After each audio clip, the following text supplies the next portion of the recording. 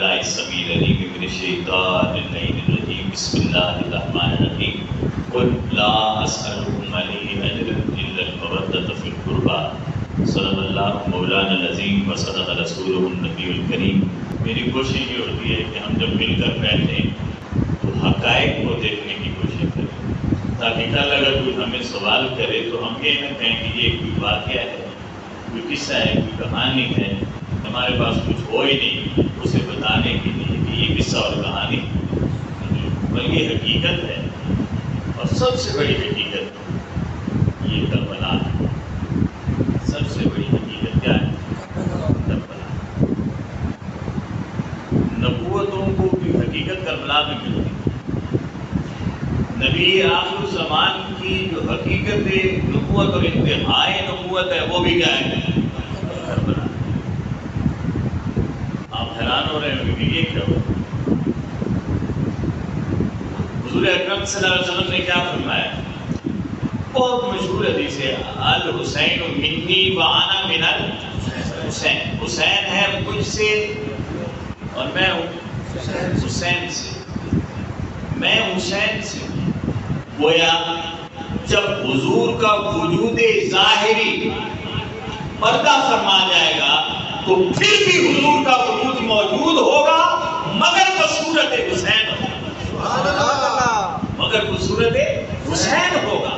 جب حضور وجود ظاہری میں تھے، کبھی مکہ میں ہوا کرتے تھے اور کبھی مدینہ میں ہوا کرتے تھے، کبھی طائف کی وادیوں میں ہوا کرتے تھے، کبھی عرب کے صحراؤں میں ہوا کرتے تھے، کبھی اوکاس کے بازاروں میں ہوا کرتے تھے۔ جب حضور کا وجود ظاہری پردہ فرما گیا اور وجود مصطفی جب وجود حسینی میں ڈھلا ہے تو کربلا پہنچا ہے۔ کہاں پہنچا ہے؟ کربلا پہنچا ہے۔ اور یہ یاد ہے، قرآن کہتا ہے وَلَلْآخِرَةُ خَيْرٌ لَكَ مِنَ الْأُولَىٰ۔ محبوب تیری ہر آنے والی گھڑی پہلی گھڑی سے بڑھ کر ہے، پہلی گھڑی سے بڑھ کر ہے۔ اگر اسی حدیث کو دیکھ لیں، ہم تو میلاد پر پڑھتے ہیں، یہ محرم ہے، یہ شان حسین ہے۔ کہا الحسین منی، حسین مجھ سے ہے، یہ پہلی گھڑی ہے، وانا من الحسین، اور میں حسین سے ہوں۔ یہ مصطفیٰ کی دوسری گھڑی، سبحان اللہ، یہ مصطفیٰ کی۔ اور وَلَلْآخِرَةُ خَيْرٌ، کفر کا فتویٰ نہ لگا دینا، وَلَلْآخِرَةُ خَيْرٌ لَكَ مِنَ الْأُولَىٰ، تیری ہر آنے والی گھڑی پہلی گھڑی سے بڑھ کر ہے۔ مصطفیٰ کہتے ہیں پہلی گھڑی میری یہ ہے کہ حسین مجھ سے ہے، اور پھر فرماتے ہیں میری دوسری گھڑی یہ ہے کہ میں سبحان اللہ، سبحان اللہ، میں کہاں سے ہوں؟ مصطفیٰ کی دوسری گھڑی پہلی سے بڑھ گئی، اور جب یہ دوسری گھڑی پہلی سے بڑی ہے تو دوسری خود بخود بڑھ گئی ہے۔ دوسری اپنے حال میں بھی خود سے خود بخود بڑھ گئی۔ کیوں؟ کہ کربلا تک حسین مصطفیٰ سے تھا، یعنی حسین فقط حسین ہوا کرتا تھا، اور جب کربلا میں پہنچا سجدے میں سر کیا اور سر تن سے جدا ہوا تو اب حسین حسین بھی رہا، مصطفیٰ بھی ہو گیا۔ حسین بھی رہا اور مصطفیٰ بھی ہو گیا۔ وہ مصطفیٰ جو حسین سے ہے وہ تو تھے ہی حسین سے، اب حسین حسین بھی رہا اور آگے بڑھ کے مصطفیٰ بھی ہو گیا، آگے بڑھ کے مصطفیٰ بھی ہو گیا۔ اس لیے یہ کربلا کوئی قصہ نہیں ہے، یہ کوئی رسم اور رواج نہیں ہے، یہ کوئی کہانی بولیے نا نہیں ہے، یہ کوئی واقعہ نہیں ہے، یہ کوئی داستان نہیں ہے، یہ ایک حقیقت ہے، یہ کوئی عقیدت نہیں ہے، یہ عقیدہ بھی نہیں ہے۔ عقیدہ تو تب ہوگا آپ مانیں گے تو، اور حقیقت وہ ہوتی ہے جسے کوئی مانے چاہے نہ مانے وہ ہوتی۔ وہ اب اللہ ہے، کوئی کوئی نہیں مانتا تو نہ مانے، سورج ہے کوئی نہیں مانتا تو نہ مانے، رسول ہے مصطفیٰ آخر الزمان نبی ہے کوئی مانے نہ مانے، حقیقتیں جھٹلا بھی دی جائے تو حقیقت رہتی ہے، عقیدے بدل جاتے ہیں۔ آپ دیکھتے ہیں کچھ دن پہلے کوئی بندہ وہ شیعہ ہوا کرتا تھا، پھر دیوبندی ہو جاتا ہے، پھر بریلوی ہو جاتا ہے، پھر دہریہ ہو جاتا ہے، عقیدے بدلتے رہتے ہیں، عقیدے بدلتے رہتے، عقیدتیں بھی بدلتی رہتی، عقیدتیں بھی بدلتی رہتی ہیں۔ آج کسی سے کل کسی کے ساتھ عقیدت، رسم و رواج بدلتے رہتے ہیں۔ آج سے کچھ عرصہ پہلے تک ہمارے بڑے تہمت باندھتے تھے، اب پینٹ شرٹ کو اپنے لیے کافر فخر سمجھتے ہیں۔ ہوتا ہے کہ نہیں؟ ہوتا ہے کہ نہیں؟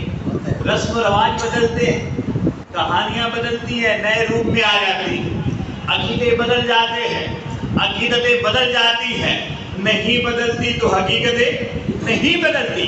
کربلا نہ عقیدہ ہے، نہ عقیدت ہے، نہ رسم و رواج ہے، نہ یہ کہانی ہے، نہ قصہ ہے، یہ حقیقت ہے، اور حقیقت بھی سب سے بڑی حقیقت۔ اور یہ رسول کائنات کا وَلَلْآخِرَةُ تو خیر لَکَ مِنَ الْأُولَىٰ، یہ لمحہ ثانی ہے، یہ لمحہ آخر ہے، لمحہ اول اور ہے، لمحہ آخر اور ہے۔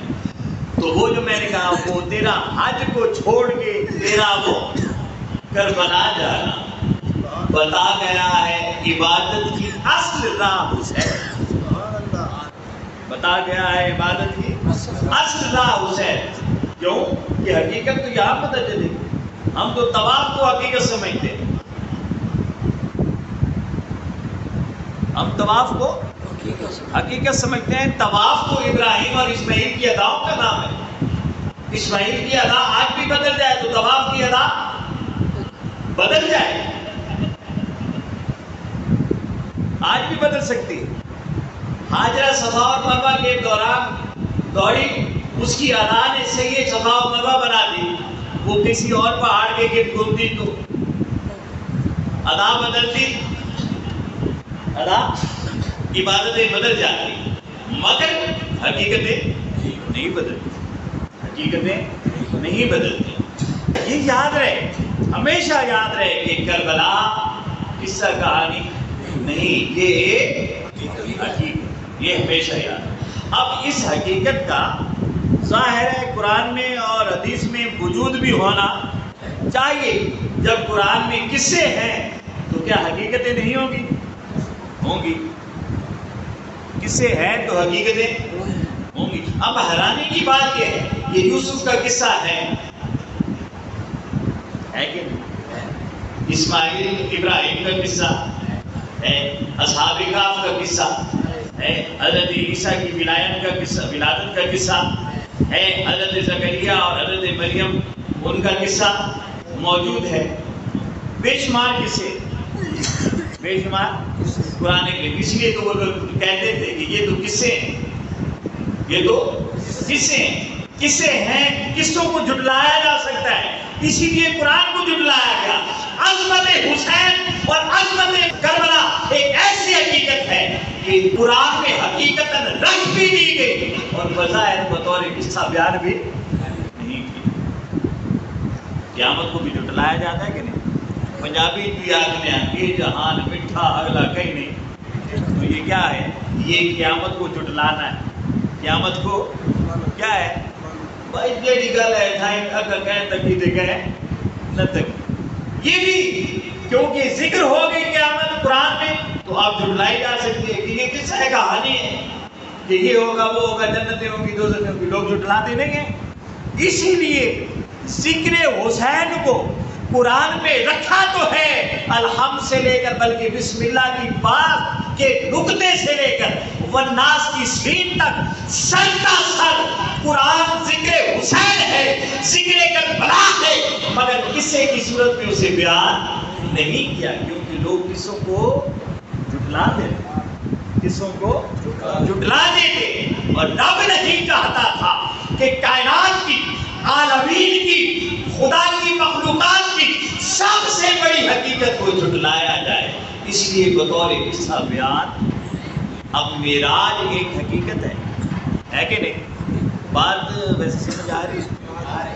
معراج ایک حقیقت ہے، مگر اس کا ذکر قرآن میں ہے، سورہ اسراء میں بھی سورہ نجم میں بھی بڑی تفصیل سے ہے۔ آپ نے بھی سنا ہوگا لوگ معراج کو جھٹلاتے ہیں کہ نہیں جھٹلاتے؟ بولے نا، کبھی سنا ہے آپ نے؟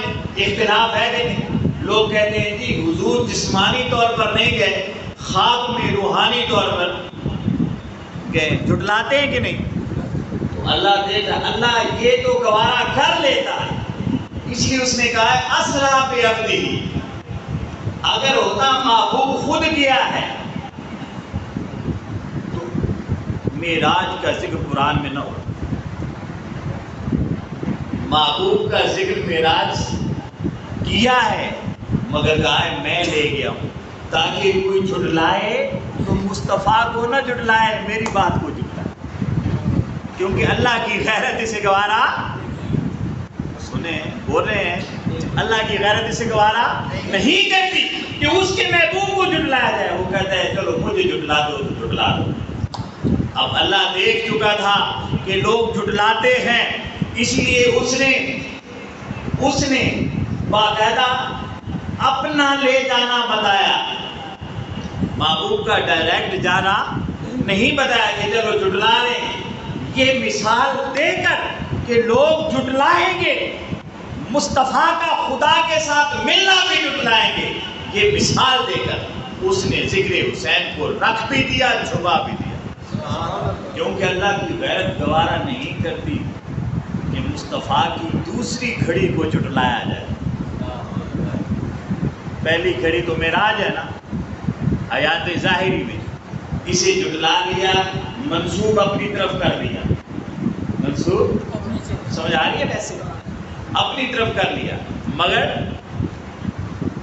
ذکر کربلا رکھا قرآن میں، مگر چھپا دیا کہ لوگ قصوں کو جھٹلا دیتے، اور حسین قصہ کربلا قصہ نہیں ہے، اس لیے اسے ذکر تو کرتے ہیں۔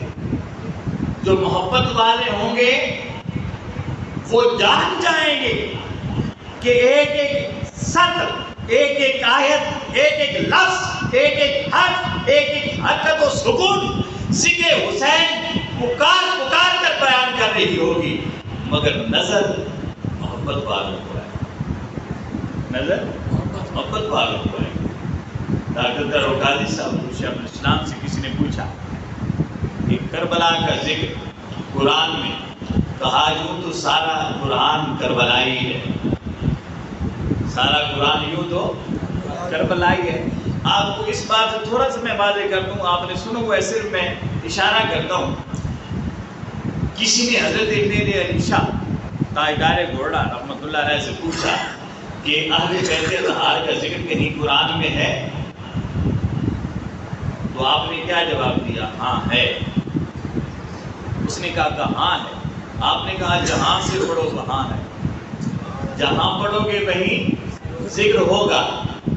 اس نے کہا اچھا ٹھیک ہے، قرآن لایا گیا، اس نے شروع کیا قرآن کو، کہا بسم اللہ الرحمن الرحیم، سورہ نمل کی آیت ہے، قرآن کے شروع میں بسم اللہ پڑھی۔ میرے نشاہ نے کہا قرآن بند کر، کہا ابھی تو پڑھا نہیں، کہا یہ قرآن ہے، یہ کیا ہے؟ یہ قرآن ہی ہے، قرآن کی آیت ہے۔ کہا اس میں کہاں ذکر ہوا؟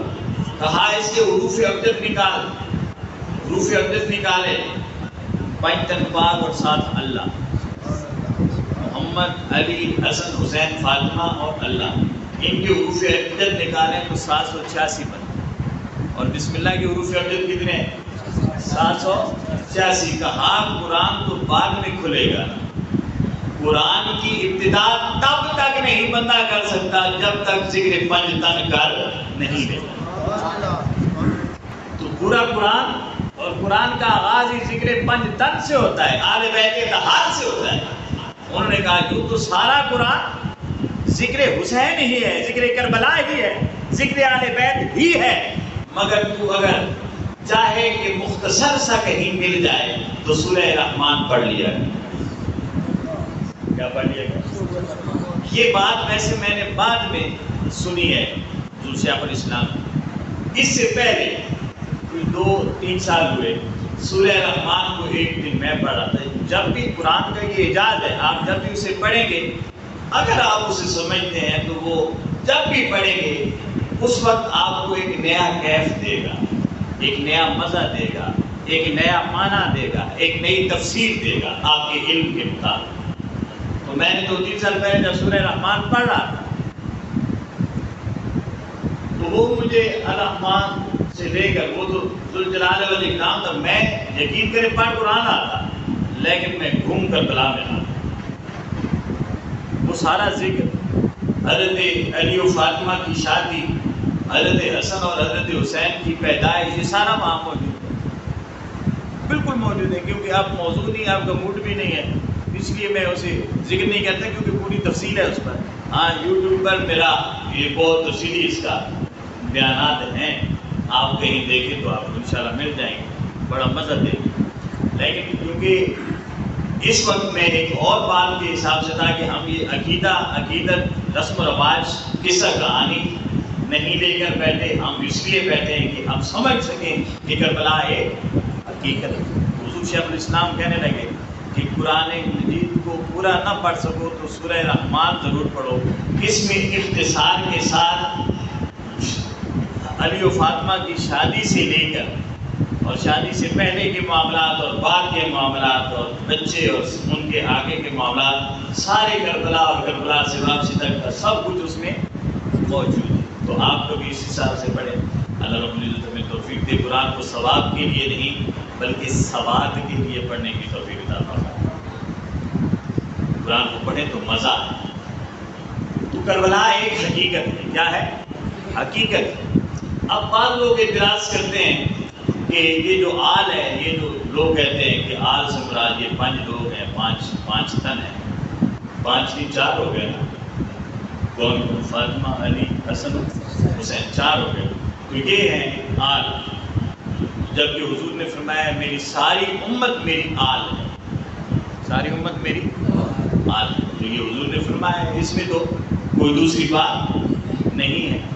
اب میں استاد بیٹھا ہوں، یہ شیرباز وغیرہ مجھ سے اور اکثر اور بھی بیٹھے، تو یہ مجھ سے پڑھتے رہے، تو میرا علی ہادی بھی میرا بیٹا ہے اور یہ بھی میرا شیرباز وغیرہ بھی میرے بیٹے اولاد ہیں۔ استاد کہتے ہیں کہ یہ سارے اپنے بچے ہیں، آنکھنے کے نہیں، تو کیا یہ اس طرح کے بچے ہیں؟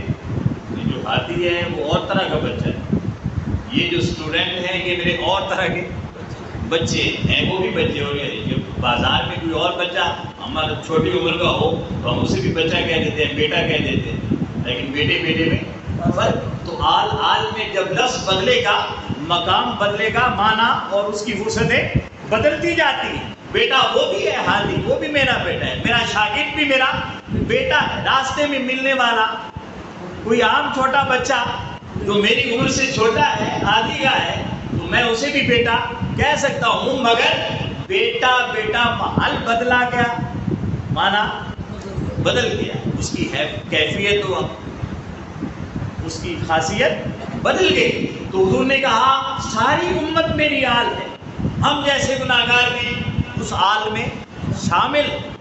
پھر حضور نے یہ بھی کہا کہ عقیل کی اولاد، آل عقیل، آل عباس، آل جعفر، یہ بھی میری آل ہے، یعنی حضور کا سارا خاندان، چچوں کی اولادیں، یہ بھی کیا بن گئی؟ حضور کی آل۔ قرآن نے کہا حضور کی ازواج مطہرات بھی حضور کی آل، اہل بیت، کیا ہے؟ آل بیت ہیں، گھر والے ہیں۔ تو حضور نے کہا امت بھی آل، میرا خاندان بھی میری آل، میری بیویاں بھی میری آل۔ مگر قرآن کریم کی 3 آیات اتری ہیں،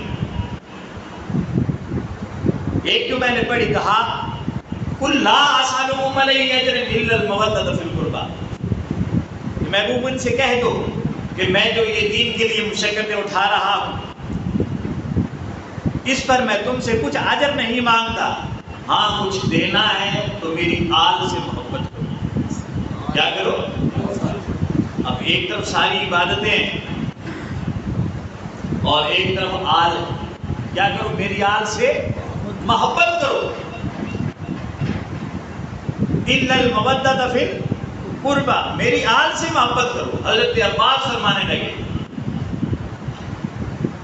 عرض کرنے لگے یا رسول اللہ، یہ جو آل ہے، یوں تو ساری امت آپ کی آل، سارا خاندان آپ کی آل، آپ کی بیویاں آپ کی آل، آپ کے خادم اور نوکر اور گھر میں کام کرنے والے آپ کی آل، مگر جن کی مودت ہم پر واجب ہے وہ کون ہے؟ تو صحابہ کے سوال نے آل کلیئر کر دیا کہ یہ تو ساری آل ہے، مگر جس کی مودت، جس کے ساتھ محبت ہم پر واجب ہے وہ آل کون سی ہے؟ وہ آپ کی امت ہے، وہ آپ کا خاندان ہے، وہ آپ کی بیویاں ہیں، خادمین ہیں، کون ہے؟ تو میرے آقا نے فرمایا علی و فاطمہ و حسن و حسین، اس سے مراد جن کی محبت تم پر واجب ہے، اور یہ آیت جن کی مودت کے لیے اتری ہے وہ نہ میری امت ہے، نہ میرا خاندان ہے، نہ میری ازواج ہے، نہ میرے خادم ہیں، ان سے مراد علی و فاطمہ و حسن حسین۔ سبحان اللہ۔ تو ساری امت سمٹ کر محبت کس کے لیے واجب ہو گئی؟ تو سوال والوں کا سوال اپنی جگہ کہ ساری امت حضور کی آل ہے، مگر جس آل کی مودت واجب ہے وہ کوئی اور نہیں سوائے علی و فاطمہ و حسن و حسین۔ پھر سورت نازل ہوئی، آیت نازل ہوئی انما یرید اللہ لیذھب عنکم الرجس اہل البیت ویطہرکم تطہیرا۔ یہاں جو وفات بیٹھے ہیں، جس حساب بیٹھے ہیں، اور جو صاحبان علم بیٹھے ہیں، یہاں بات بیویوں کی ہو رہی ہے، اسی طرح ہے نا، یہ حضور کی بیویوں کے پیچھے ساری کہانی، اور لوگ سوال کرتے ہیں اور کہتے ہیں تکو جی اے چاہ کے ان ترینا چونا لا چھڑے لینا، حالانکہ ذکر بیوی ہے نا پیسینا، کہنا پیسینا بیوی ہے نا۔ تو آگے بیوی خود کہتی ہے، حضرت عائشہ کہتی ہے کہ جب یہ آیت نازل ہوئی، کون سی؟ انما یرید اللہ لیذھب عنکم الرجس اہل البیت، اور حضرت ام سلمہ بھی کہتی ہے اہل البیت ویطہرکم تطہیرا، کہ اللہ چاہتا ہے کہ تم سے رجس کو دور کر دے اور تمہیں ایسا پاک کر دے جیسا پاک کرنے کا حق ہے۔ تو حضرت عائشہ فرماتی ہیں، اب یہ بات بیویوں کی ہو رہی تھی، حضرت عائشہ بھی حضور کی بیوی، حضرت ام سلمہ بھی حضور کی بیوی، یہ دونوں کہتی ہیں کہ جب یہ آیت نازل ہوئی میرے آقا نے چادر بچھائی، حسن کو بلایا، حسین کو بلایا، فاطمہ الزہرا کو بلایا، علی کو بلایا، اس چادر کے نیچے کر دیا اور کہا اللہم ہؤلاء اہل بیتی، مولا جن سے تو نے ناپاکی کو دور کر دیا ہے اور ایسا پاک کر دیا ہے جیسا پاک کرنے کا حق تھا وہ کوئی اور نہیں، وہ یہ چار ہے۔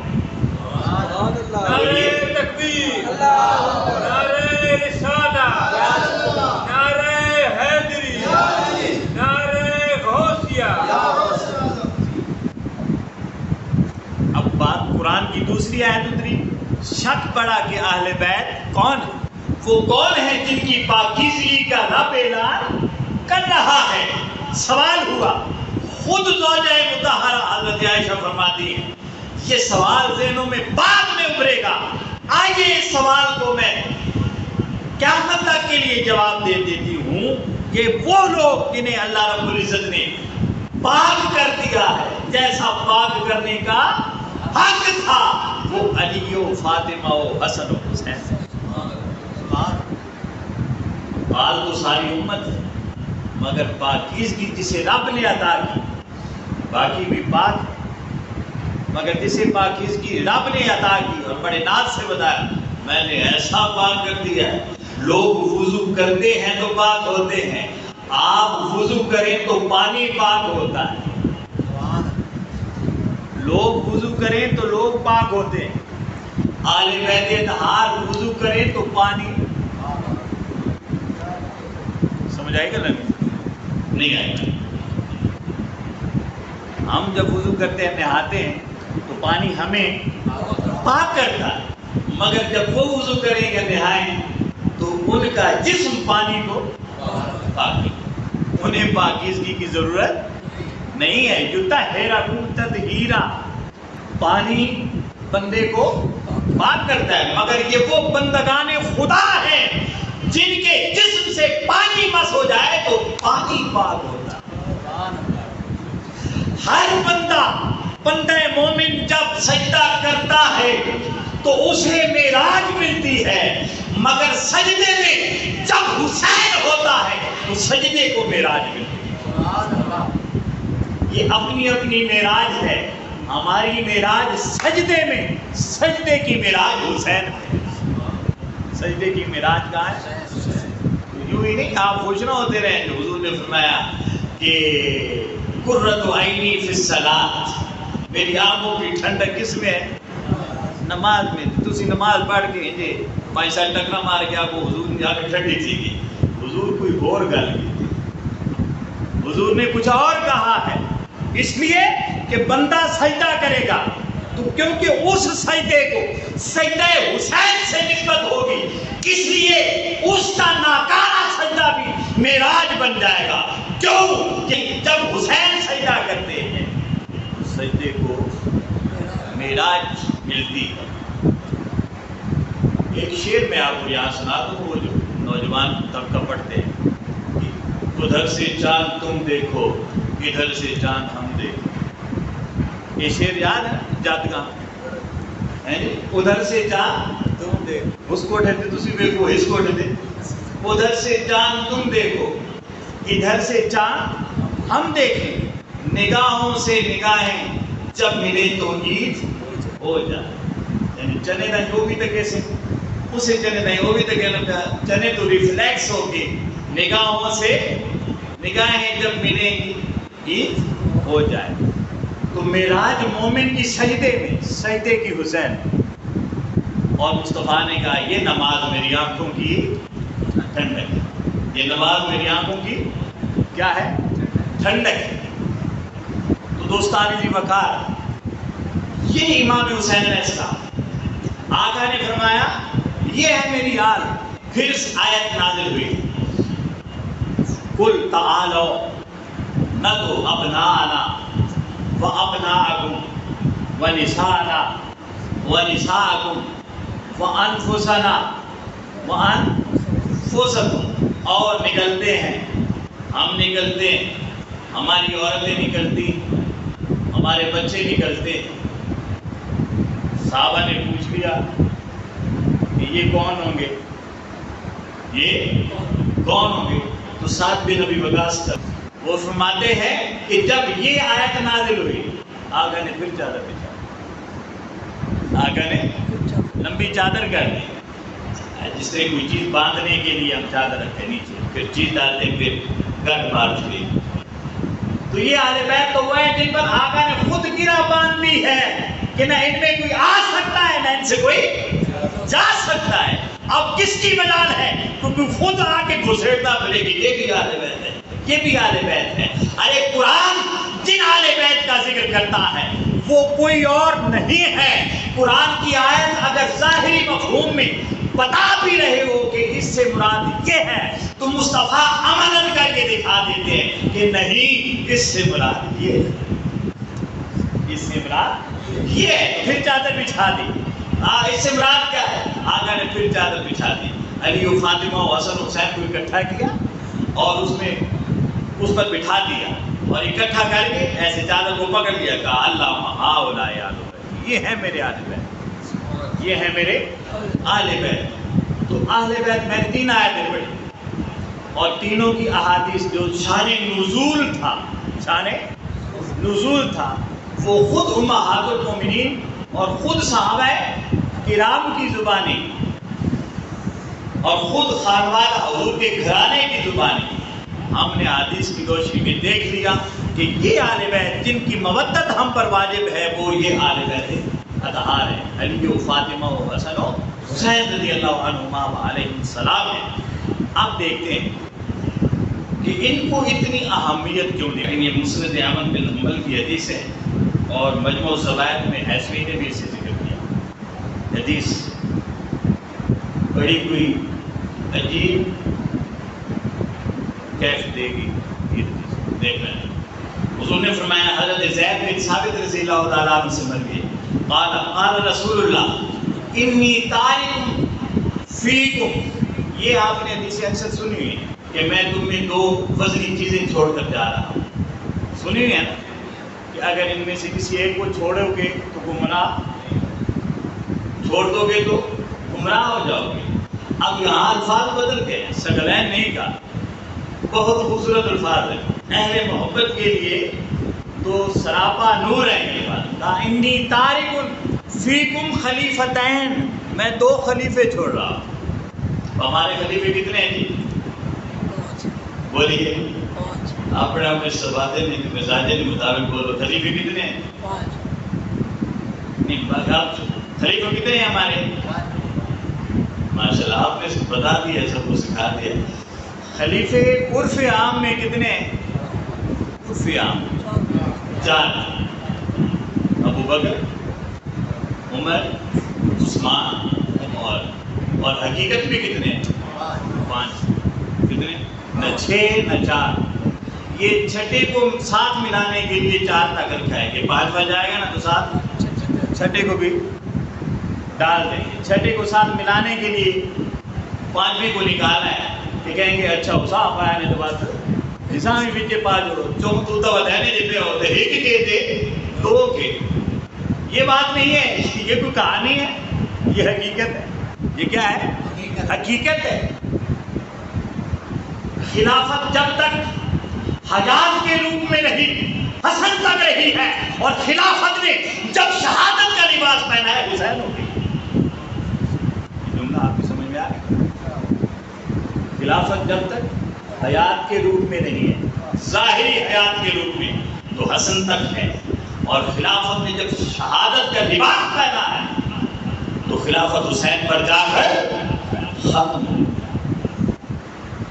اور پھر جب حیات کا لباس پہنے گی تو امام مہدی تک جائے، درمیان میں خلافت کہیں نہیں۔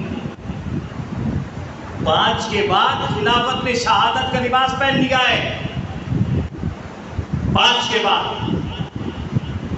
سمجھ آ رہی ہے؟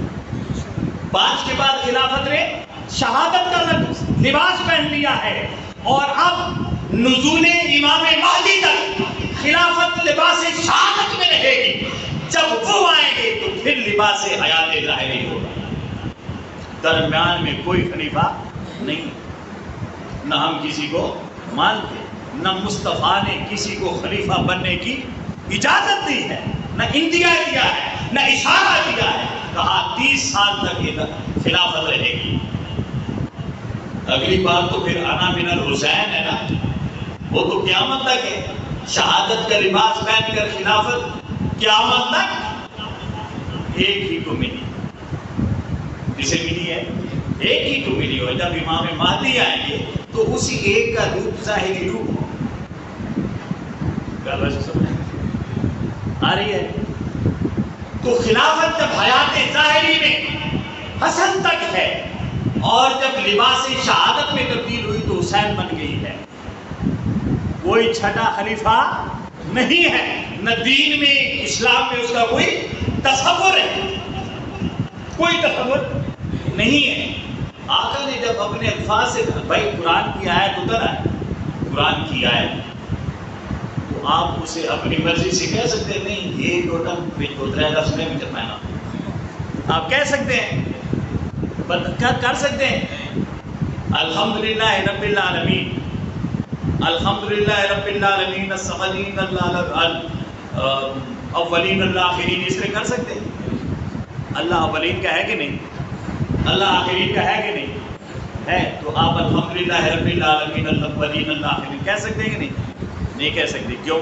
کہ قرآن کی آیت میں اضافہ نہیں ہے۔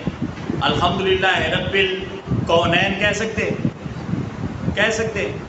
رب الثقلین ہے کہ نہیں کہہ سکتے ہیں؟ اس آیت میں آپ نہیں کہہ سکتے. ارے حدیث بھی قرآن ہے، قرآن بھی حدیث ہے، جس سے قرآن کی زبر ذیل میں فرق نہیں لایا جا سکتا اور تبدیلی نہیں کی جا سکتی. اسی طرح مصطفیٰ کے کسی قول کے، کسی لفظ کے، کسی حرف کو بھی بدلا نہیں جا سکتا. قرآن بھی حدیث ہے، حدیث بھی قرآن. یہ جو قرآن ہے یہ کس نے کہا کہ یہ قرآن ہے؟ قرآن نے کہا ہے کہ یہ قرآن ہے. کس نے کہا؟ بولیے. اللہ آپ کی ذوق کو سلامت رکھے. کس نے کہا ہے یہ قرآن ہے؟ کس نے کہا کہ یہ قرآن ہے؟ مصطفیٰ نے کہا. اب مصطفیٰ نے جب کہا یہ قرآن ہے تو مصطفیٰ کا یہ کہنا کہ یہ قرآن ہے، یہ جملہ قرآن میں کہیں ہے؟ یہ کہاں ہے؟ حدیث میں ہے. یہ کہاں ہے؟ حدیث میں. کہاں ہے؟ یہ حدیث میں ہے، یہ قرآن میں نہیں ہے. تو قرآن کو قرآن ماننا بھی حدیث پر ہے. تو یہ کیسے ہے کہ قرآن کو تو مانتے پھریں اور حدیث کا انکار کریں؟ اگر حدیث کا ایک حدیث کا انکار ہوگا تو کل حدیث کا انکار ہوگا. تو اگر آپ کہیں کہ آقا نے 30 سال سے زیادہ کچھ ایک آدھ دن دیا ہے تو پھر ماننا پڑے گا کہ قرآن میں بھی کچھ آیتیں زیادہ تھیں، ہمیں پتہ نہیں ہے، کچھ زیادہ کر دی ہیں اور آپ ڈال سکتے ہیں. تو ایسا نہیں ہے. حضور خلیفے ہو گئے کتنے؟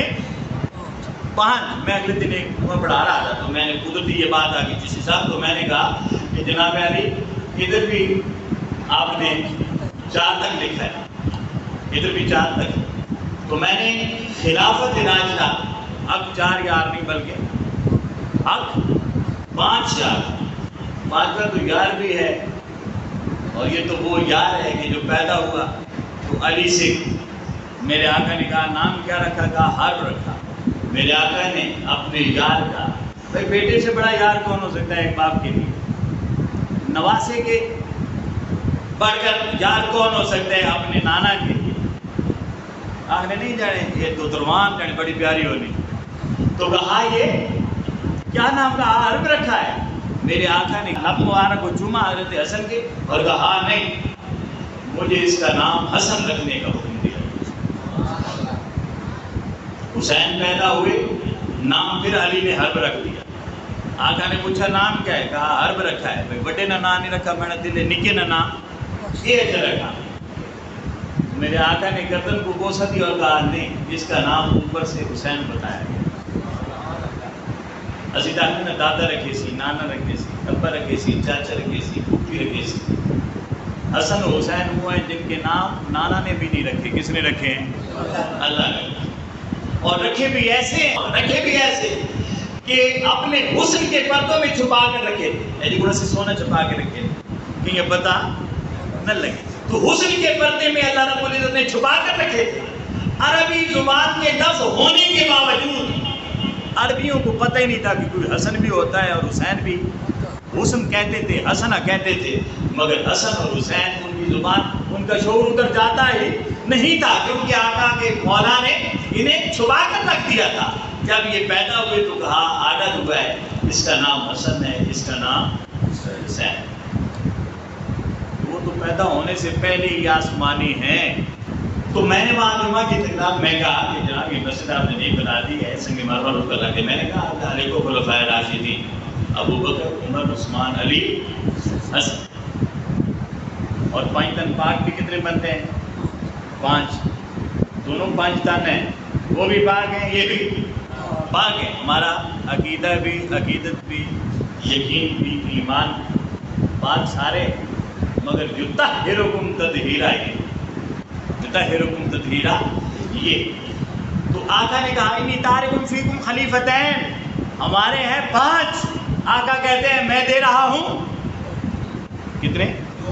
2 خلیفے چھوڑ رہا ہوں. پہلا خلیفہ کتاب اللہ. کیا ہے؟ کتاب اللہ. حبل ممدود ما بین السماء والارض، یہ ایک رسی ہے جو آسمان سے زمین تک پھیلی، لمبی رسی. کیا ہے؟ لمبی رسی.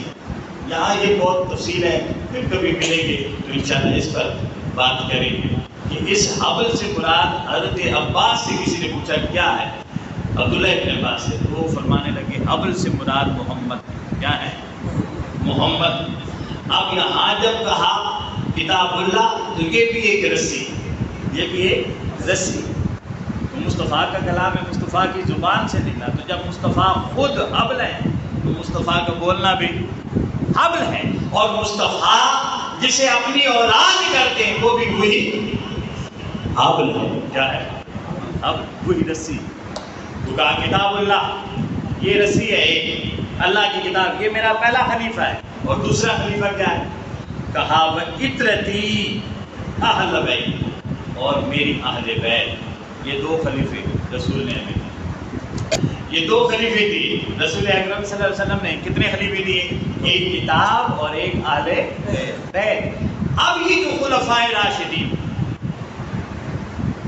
یہ مجھے بتائیں کہ اس کتاب اور اہل بیت سے پہلے بھی خلفائے راشدین تھے، بتائیے نا، بتاؤ نا یار، تھے تھے نہیں تھے خلفائے راشدین؟ کیا اس کتاب اور صاحب کتاب کے ماننے سے پہلے بھی صحابی ہوا کرتے تھے؟ بولیے نا، کب صحابی ہوئے؟ جب مصطفیٰ کو مانا۔ چابیاں حضرت عمر کے پاس ہوتی تھی خانہ کعبہ کی، اللہ کے اتنے قریب تھے، مگر مصطفیٰ سے بغض تھا، دشمنی تھی، تو صحابی تھے؟ صحابی اس دن ہوئے ہیں جس دن دار حرکم میں جا کر مصطفیٰ کی غلامی میں آئے، تو صحابی بنا مصطفیٰ کو ماننے کے بعد، مگر فاطمہ بیٹی حضور کا اعلان نبوت کے بعد بیٹی کہلائی ہے یا پیدا ہوتی بیٹی کہلائی؟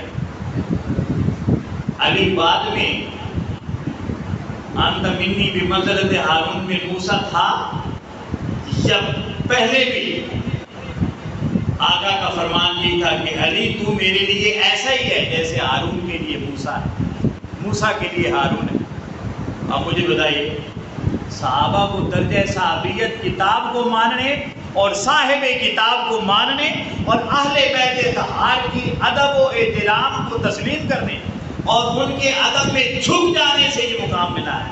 جو جتنا جھکتا گیا، جو مصطفیٰ اور کتاب کو جتنا مانتا گیا، اور جو جتنا اہل بیت طہار پر فدا ہوتا گیا، اتنا اسے مرتبہ ملتا گیا۔ جس کو صحابیت کا درجہ ملا تو غلامی اہل بیت کے صدقے ملا ہے، اور جس کو خلفائے راشدینیت کا درجہ ملا ہے تو وہ بھی اہل بیت اطہار کے صدقے۔ تو اصل خلیفے کتنے ہیں؟ دو۔ اصل خلیفے کتنے ہیں؟ دو، کتاب اور کون کہہ رہا ہے؟ میں نے کہا ہے، یہ حضور کی حدیث ہے۔ اب اس پر باقی ساری خلافتوں میں اب قیامت تک جو اسے مانے گا، صحابیت تو ختم ہوگی، آل جاری ہے، آل جاری ہے، صحابیت ختم ہوگی نا، بیون تو کوئی نہیں صحابی۔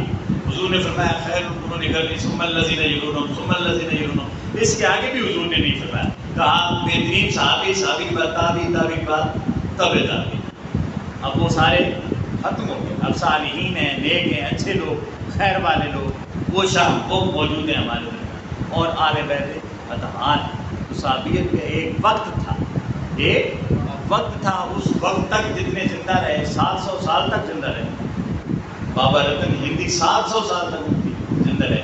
یہ بٹیلا میں ان کا وہ صحابی ہیں اللہ کے رسول کے، پتہ ہے آپ کو؟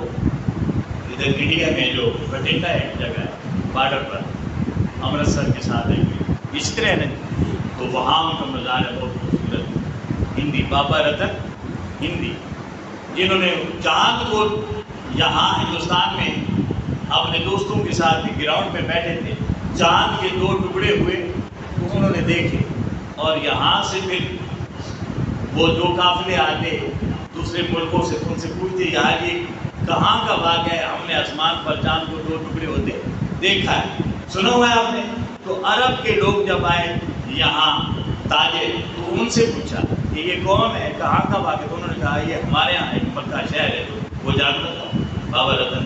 وہ وہاں یہاں سے گرم مسالہ لے کر بیچنے جاتے تھے بابا رتن ہندی یہاں سے، اور وہ وہاں سے یہاں کپڑے بیچنے کے لیے آیا کرتے تھے۔ تو یہ جب انہوں نے کہا کہ ہمارے یہاں مکہ میں ایک شخص آیا ہے، لوگوں نے ڈیمانڈ کی ہے تو اس نے اشارہ کیا ہے، تو جب انہیں وہ پروفیس سے ایک اس طرف ٹکڑا آ گیا ہے، اس طرف آ گیا، تو یہ یہاں سے چلے پھر وہاں پہنچے۔ جب یہ مکہ میں پہنچے پوچھا کہ محمد کہاں ہے، تو انہوں نے کہا کہ وہ تو مدینہ ہجرت کر کے، تو پھر بابا رتن مکہ سے مدینہ پہنچے، وہاں مدینہ میں پہنچے تو کہا محمد کہاں ملیں گے، تو انہوں نے کہا وہ کہاں ملیں گے، اوتاد کہاں ملیں گے، تو انہوں نے کہا ایک مسجد ہے، مسجد میں بیٹھے ہیں، آپ چلے جائیں۔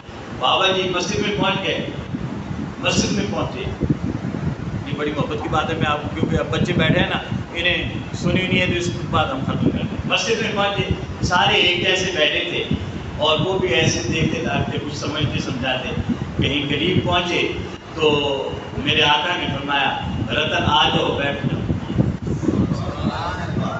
رتن آ جاؤ بیٹھ جاؤ۔ تو وہ حیران ہوئے کہ انہیں کیسے پتا کہ میرا نام، کہا رتن ہندی آ جاؤ بیٹھ جاؤ، انہیں کیسے پتا؟ ایسے ہی نہیں حضور کو ہندوستان سے خوشبوئیں آتی، رتن ہندی آ جاؤ بیٹھ جاؤ۔ وہ حیران ہوئے تو عرض کرنے لگے آپ کو کیسے پتا کہ میرا نام رتن ہے؟ تو میرے آقا نے فرمایا میں تجھے اس وقت سے جانتا ہوں جب میں حلیمہ کی بکریاں چلا رہا تھا اور بارش آ گئی تھی، بکریاں نالا کراس کر گئی تھی اور میں نالے کی دوسری طرف کھڑا تھا کہ پانی ذرا نیچے ہو تو میں نالا کراس کروں، اور تو پیچھے سے آ گیا تھا، تو نے مجھے کندھوں پر بٹھا کر نالا کراس کروایا تھا، میں نے 7 بار کہا تھا تیری خیر ہو، تیرا بھلا ہو، اور یہ دعا تجھے دی تھی، مجھے اس دن سے تو یاد ہے، مجھے تو اس دن سے یاد ہے۔ اور یہ جو میں نے کہا کہ 700 سال، تو وہ بابا رتن کہتے ہیں کہ انہوں نے مجھے 7 دعائیں دی تھی، اور بچپن میں تو میں بھی حیران ہوا کہ چھوٹا سا بچہ ہے، باتیں بڑوں والی کرتا ہے، 7 بار اس نے مجھے خیر کی دعا دی ہے، تو پھر 700 سال ان کی زندگی تھی۔